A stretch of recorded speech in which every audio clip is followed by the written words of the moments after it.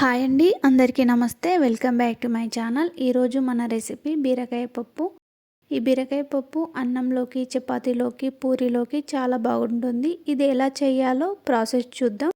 ఒక బౌల్ తీసుకొని అందులో 2 టేబుల్ స్పూన్ ఆయిల్ వేసుకోవాలి. కచ్చాపక్క దంచి పెట్టుకున్న వెల్లుల్లి రెమ్మల్ని యాడ్ చేసుకోవాలి. 1/2 టేబుల్ స్పూన్ ఆవాలు వేసుకోవాలి. 1/2 టేబుల్ స్పూన్ జీలకర్ర వేసుకోవాలి. ఒక రెమ్మ కరివేపాకు వేసుకోవాలి. ఇవి వేసిన తర్వాత మాడిపోకుండా కలుపుతూ ఉండాలి, లేదంటే అడుగంటుకుంటుంది.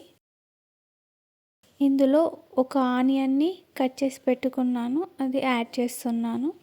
వేగిన తర్వాతే ఆనియన్ వేయాలి, లేదంటే టేస్ట్ మొత్తం చేంజ్ అవుతుంది.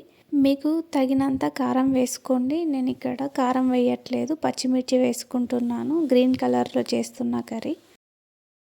స్పైసీకి సరిపడినంత పచ్చిమిర్చి ముక్కల్ని వేస్తున్నాను. దీనిపైన ఎక్కువ స్పైసీ రాకుండా సాల్ట్ యాడ్ చేస్తున్నాను. సాల్ట్ వేసిన తర్వాత మనము కట్ చేసి పెట్టుకున్న బీరకాయ ముక్కల్ని వేసుకొని కలపాలి. ఇవి మొత్తం బాగా కలిపిన తర్వాత కొంచెం వేగేదాకా కొద్దిసేపు క్యాప్ పెట్టేసి ఉంచి దీనిపైన కొద్దిగా టర్మరిక్ పౌడర్ని వేసుకోవాలి. పసుపుని యాడ్ చేసి బాగా కలిపేసి 10 నిమిషాల పాటు నానబెట్టుకున్న పెసరపప్పును ఇందులో యాడ్ చేసుకోవాలి. యాడ్ చేసి ఇవి రెండు బాగా కలిసేదాకా కలుపుతూ ఉండాలి.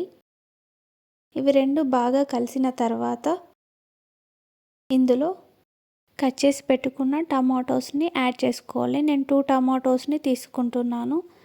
కట్ చేసిన వేసుకుంటున్నా ఇందులో. ఇది కొద్దిగా మగ్గాలి. ఒక 5 మినిట్స్ పాటు క్యాప్ పెట్టేసి ఉంచితే టమాటా మగ్గుతుంది. టమాటా వేసినాక కలపకూడదు. క్యాప్ ఓపెన్ చేసి చూస్తే టమాటా మగ్గిందండి. ఇది మగ్గిన తర్వాత ఇందులో కొద్దిగా వాటర్ని యాడ్ చేసుకోవాలి. ఇవి మొత్తం ఉడికేదాకా వాటర్ని యాడ్ చేయాలి. నేను ఇక్కడ ఒక గ్లాస్ వాటర్ని యాడ్ చేసుకుంటున్నాను. ఈ గ్లాస్ వాటర్ వేసుకొని బాగా కలిపేసి ఒక 5 మినిట్స్ పాటు క్యాప్ పెట్టేసి ఉంచి చూస్తే వాటర్ అన్నీ మగ్గిపోతాయి. ఇందులో కొరియాండర్ వేసుకొని సర్వ్ చేసుకోవడమే. అంతేనండి, చాలా ఈజీగా చేసుకోవచ్చు.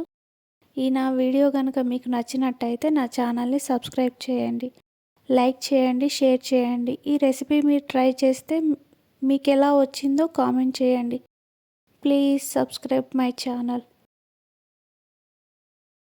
Thank you everyone.